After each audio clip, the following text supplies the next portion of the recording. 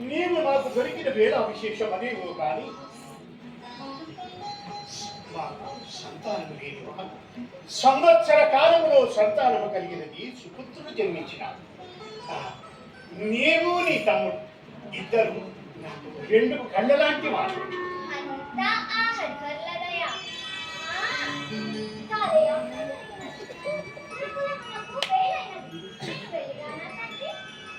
మంచి పోయిన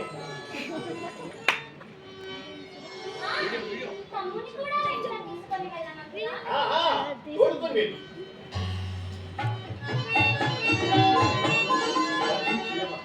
జాగ్రత్త.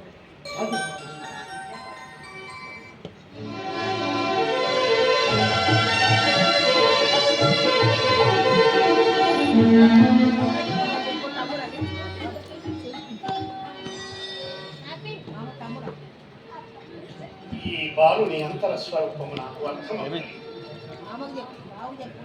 ఈ పసివాడు ఈ బంధనమున శివకేశవమూర్తులను ప్రతిష్ఠించినాడు.